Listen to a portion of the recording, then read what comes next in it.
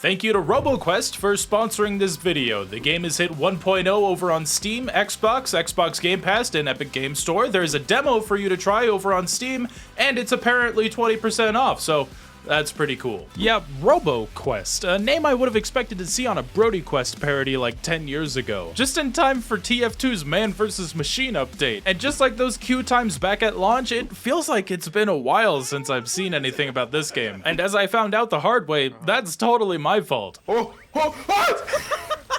The team over at Rise Up Games has apparently been doing a great job at keeping up with their community, communicating with them about changes and feedback and all that kind of stuff. I was just totally oblivious to it. Did any of you guys subscribe to that humble monthly thing just to pick up Deathloop and then forget to kill your subscription and end up with this game in next month's bundle? I'm sure only a handful of you can relate to that, but I mean, I'm glad I didn't refund it because this game ended up being a diamond in the rough that next month, especially after my excitement for Deathloop kind of, died down. You know what they say, Deathloop, $20 game.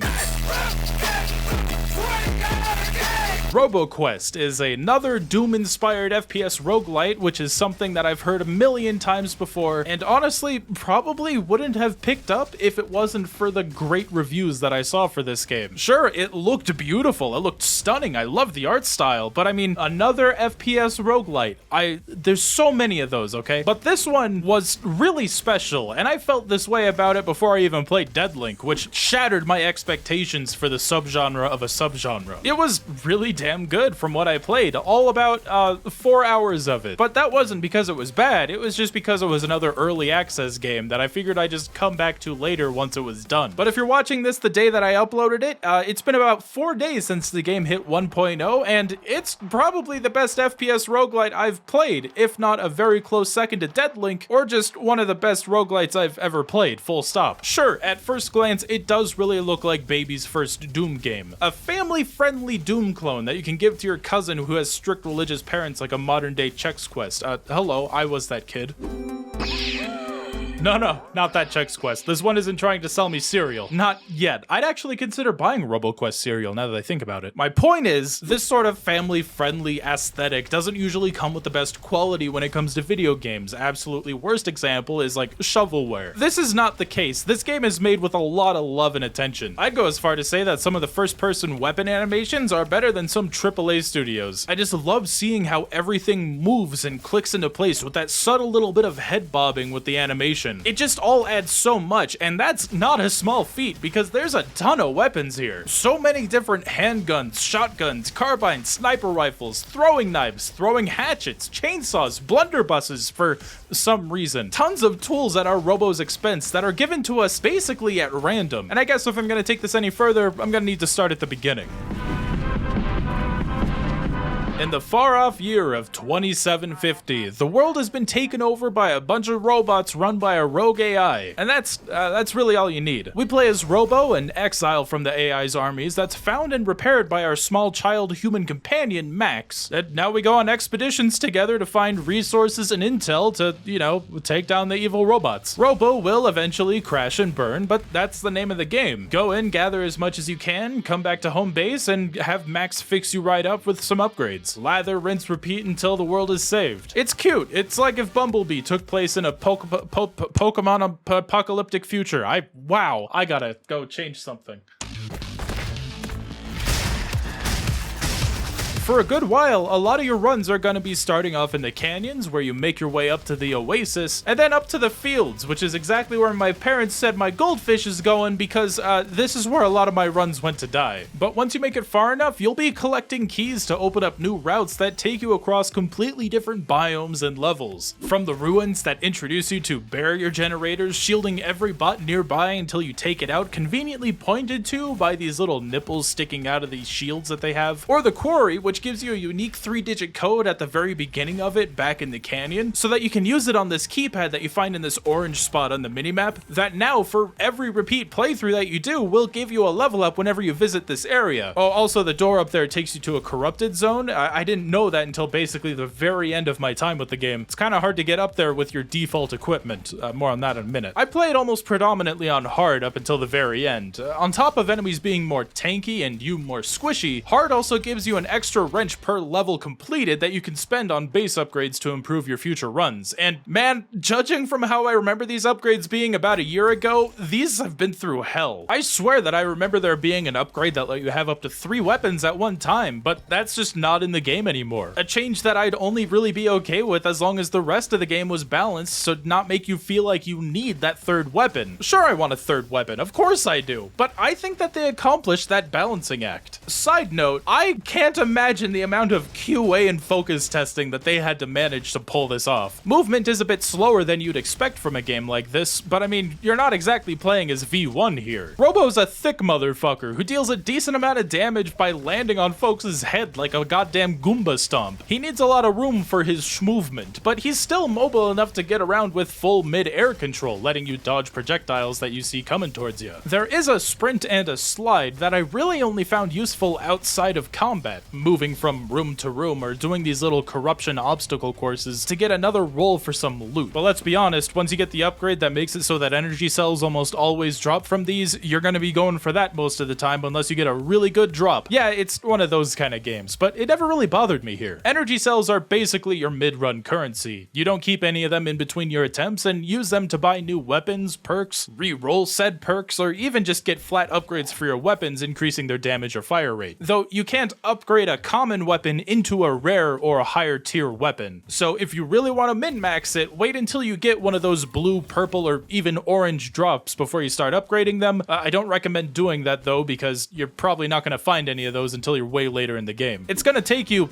holy shit, 20 hours of game time before you start regularly seeing those purple drops. Unless you're getting better luck than me, which you aren't. Yeah, can you believe it that in those 20 plus hours, hold on, that was just when I wrote this script. Let me check what it is now. 27 hours? I've only beaten the game twice, though I think part of that is because I committed to playing to hard mode for most of it, even from the very beginning. Those orange zones that I mentioned before that are highlighted orange in the minimap are what I'm going to keep calling these, and I expect you to understand what I'm talking about when I bring them up again. I'm sure they have a proper title, but they're orange, so orange zone makes sense, okay? Thank you. Some of these, like the ones in the ruins, have a little puzzle that you have to solve to open them up, like this one that makes you find 3 buttons, technically 4, but the 4th one is behind one of the laser walls that opens from one of the previous buttons, so yeah, that's a little tricky. And the other one like this, that door that I mentioned at the top of the quarry, take you to 2 of the 6 corrupted zones in the game, rewarding you with one of the 6 colored crystals that you can collect. That brings me to one of my favorite parts of RoboQuest's roguelite structure. Along the way, you'll come across some doors with some really wild unlock requirements, like requiring 25 energy cells, which at first is a lot, or coming across a door in Oasis that only unlocks when you've gone fast enough through the level. This one specifically takes you to the Rift, solely a speedrunning challenge, or I guess a parkour challenge, because you're gonna have to jump over some obstacles with no combat, and is made a lot easier once you have the triple jump from the yellow crystal, honestly. Just come back to this one. There is another time-sensitive challenge, but this one refills your timer by killing enemies. A lot of them are explosive and are gonna die anyway, but some of them, like Fusion Core or the Pit, are basically just regular levels that are a little bit extra hazardous, facing you off against a unique enemy like the Duke Nuker, my favorite boss in the game, not just because of his name, but because he's genuinely a challenge, turning the game into a goddamn bullet hell when he's not rushing you down for a melee attack or launching shocking balls that stun you for however long it takes for you to respond to the prompt on screen to get out of it. It's tough, so tough that he comes back as a mini-boss in Haven City, where a lot of your diverted paths converge for the final few stages of the game. The bosses are just great all across the board, but you're not going to be seeing all of them on your first run, and that's not because of the branching paths. There's 3 dedicated boss levels in the game, aside from the final boss, and each of those 3 encounters will pull one of 3 bosses made for that level. There's 3 bosses made for the first boss, and 3 bosses made for the second and third. So in your first boss room, you could run into Billy Boom, Diggy Mole, or Dr. Turret, each offering a unique challenge, like Diggy Mole's more rushdown focused combat, or Dr. Turret's stationary hazards, or Billy Boom's, well...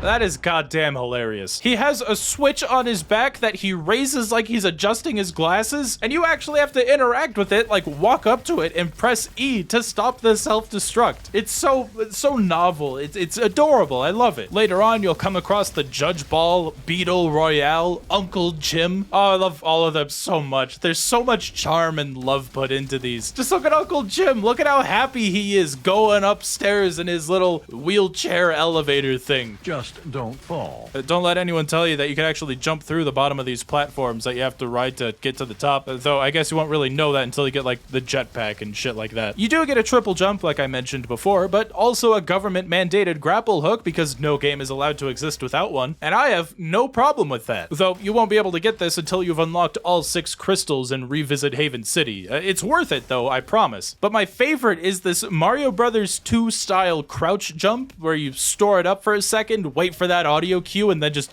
launch yourself up.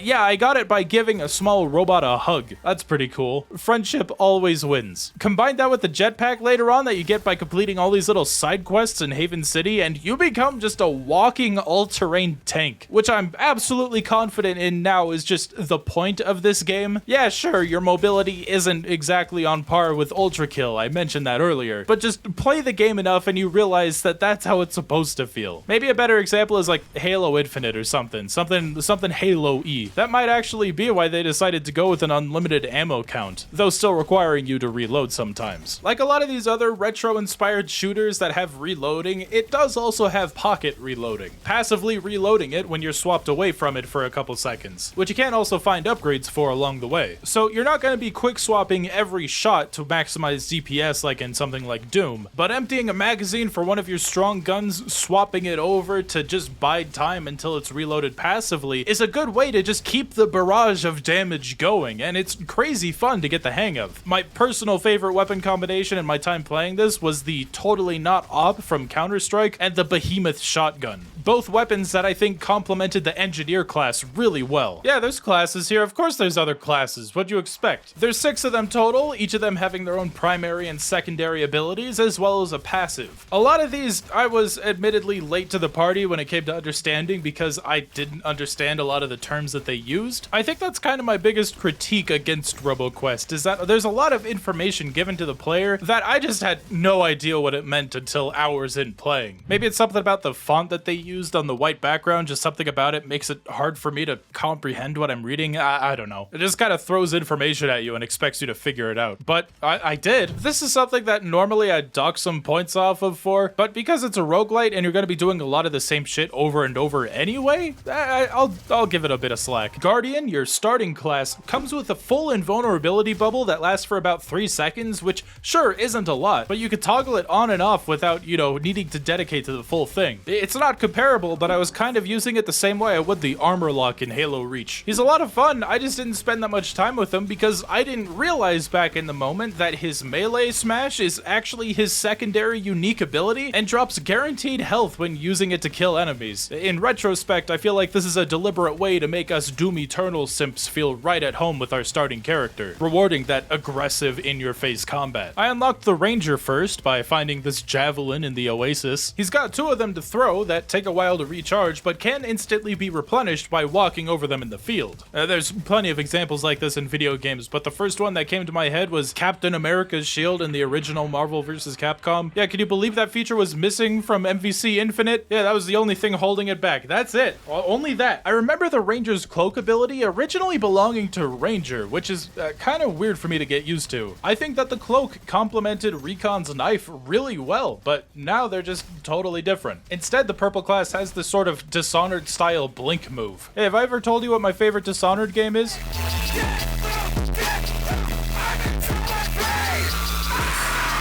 The game really started picking up for me once we got to the Commando class, replacing his melee attack with a full-on shotgun and a primary ability with a homing rocket, with every kill increasing his firing speed and attack speed, capping at 16. Some of the perks that you get midway through your run also completely modify your character's abilities as well. One of my favorites for the Commando here is one that turns his shotgun secondary into, well, still a shotgun, but anything hit with that 5 pellet spread marks an enemy for death, giving any damage to them 100% crit chance, and that pellet will then ricochet to a nearby enemy, marking them for death too, turning this close range weapon into a tool at long distance to complement the rest of your attacks. And that's how a lot of these are. Rather than basic upgrades for your abilities, they completely change how you approach some arenas. Well, okay, there are some perks that do just give you flat upgrades, but they're not always going to make the biggest difference. And if that sounds fun to you, then you're gonna love the aforementioned engineer. He's able to make 2 sentries at first, healing them if you use the ability to make another one while they're both out, and has a wrist-mounted explosive for his secondary. You can, of course, upgrade him to have more drones out at one time. I think I maxed out at like 4 once, but you can also fit these drones with other weapons, like one that will mark everything for death and an explosion, already adding some decent passive utility to these guys. But my personal favorite has to be Drone Zerker, which makes enemies more likely to aggro onto them instead of you, completely distracting them, which can even be further upgraded to allow for a higher firing rate when enemies are aggroed onto them,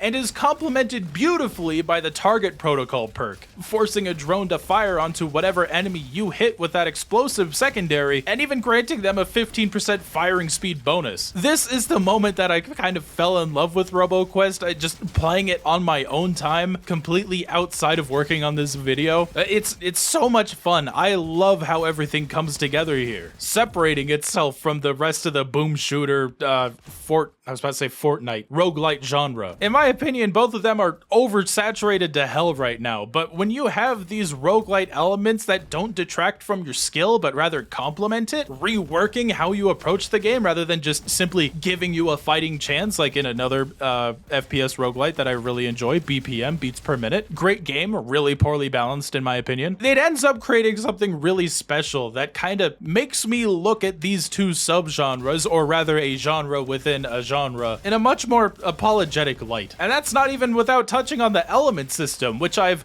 conveniently saved the final class for, the Elementalist, to talk about properly. Elemental damage really is the underdog here, in that I expected it to just be icing on top of your damage cake, rather than completely altering enemy behavior. Ice and shock are pretty self-explanatory, slowing down enemies or stunning them in place outright, but fire damage is just flat out extra damage. You see that little orange meter above the enemy health bar when hit with fire damage? That little bit there is effectively dead. That amount is gonna be slowly chipped away over time from the burning damage, and don't quote me on this, but I think that if their whole health bar is fire, then taking any extra fire damage just instantly kills them. I don't know if that's the case, it sure feels like it, and I really hate that it took me to just unlock the Elementalist to finally understand and appreciate this entire mechanic. This guy cycles between those 3 elements every 10 seconds, each having a completely different primary move when you use it. The fire move is probably my favorite, launching a slow-moving fireball that damages everything inside of it until it hits a wall, penetrating, I imagine, an infinite amount of enemies. Just absolutely great crowd control around corners. Shock is a hit scan move that only hits one target, but ricochets to one nearby enemy, practically guaranteed both of them to be stunned. Nice.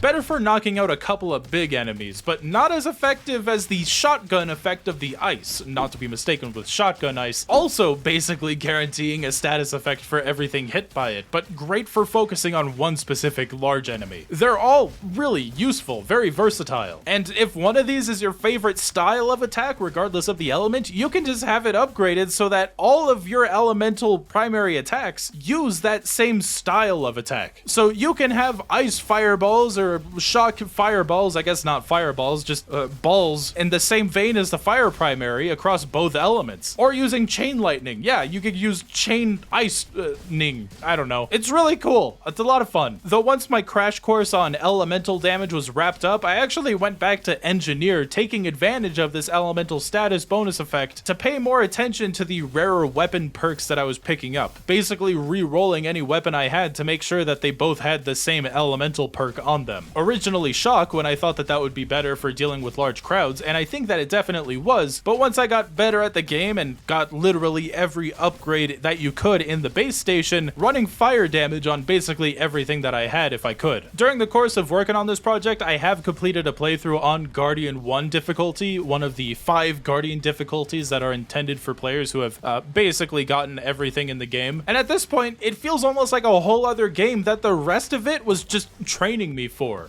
Okay, spoilers for the final area beyond this point, because I don't think that was in the game before the 1.0 update. So you make it it to Haven City by the end, a mini boss rush that I mentioned before with a large open map that doesn't let you leave until you take out the 4 mini bosses scattered around. There's 4 secret doors on the edges of the map, 3 of which require you to have tickets that you obtain while going for the crystals for some extra rolls. And also, Bob Ross is here. He sells you cards that he paints. That's a whole other mechanic. It's basically just to learn lore about weapons and enemies in the museum. It can actually reflect how you perform in the game too by cutting the cost it takes to upgrade a weapon if you have the card for them. That's kind of cool. So you beat those 4 mini bosses, you go get your perks from those little side areas that you probably have the tickets to unlock, and now it's time to head to District 13. No, not the one from the Hunger Games. This one's covered in that purple corruption shit we see from those obstacle courses, and also now I'm thinking of rock candy because I am the Hungry Games. Much like in the pit trial for the red crystal, we gotta do those same little corrupted obstacle courses on both sides of the map to open up the way to the door to the last boss that we fight before the final area. It's not the final boss, just the final boss before the final boss. It turns out that rogue AI Iris that's running all these robots is operating on the moon. Yeah, I guess in 2750 we got, let's see, how many G's is that? Probably a 20G technology. Max very easily converts her little van that she's been driving around with into a fucking space shuttle, taking us to the moon in our final level of the game. There's not really much level here to speak of, just a ton of brutal gauntlets. And by a ton,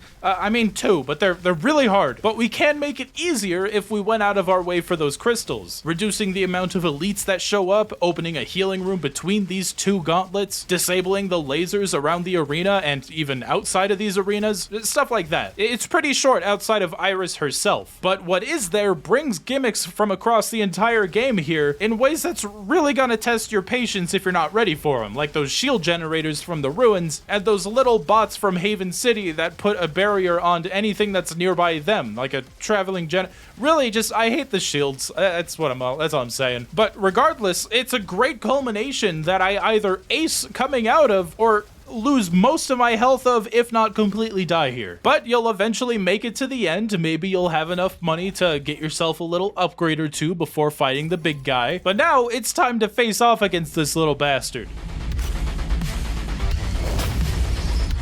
Dude, that's not an AI, that's a fucking Insecticon! Oh, cool, it's a wall boss. I was wondering when we were gonna get one of those. I was gonna say it's very Icon of Sin core, but this guy's doing way more than, you know, just sitting there being a wall, and so you gotta take out those little nodules that it's gonna plant in the ground, because Iris is gonna start building meter if they're out, which she eventually will, without a doubt. Aside from her normal attacks, like dropping homing rockets, floor hazards, and bombs, once that meter fills up, you're also gonna be playing that hole-in-the-wall game that Cartoon Network stole from Japan that one time. Diving down and weaving through these lasers as they come at you while everything else is still coming at you. It's tough, like really tough, really fucking hard, and I loved my time with it. Shame that it's over now.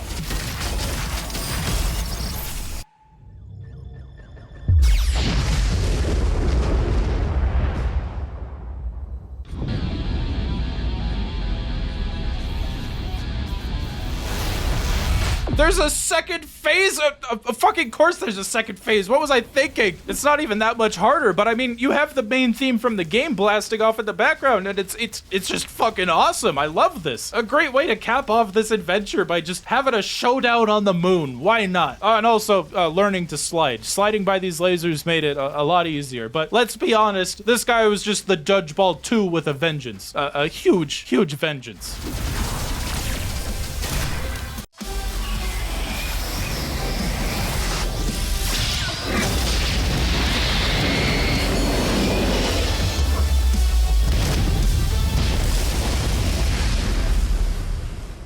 So we've finally done it. We've accomplished the RoboQuest. Iris has been stopped, and Max, with her human touch, is able to reason with the once rogue AI that has now been beaten to death to now be okay. Yeah, that's how I get rid of viruses on my computer. But they end it by saying that there's still work to be done, which I suppose is a plot way to set up the post-game content. Guardian 1 through 5 might as well just be us going through the world and clearing up the remaining robot threat now that Iris is no longer Iris from Mega Man X4. I'm sorry, brother. I'm sorry, Zero. I fucked up the line.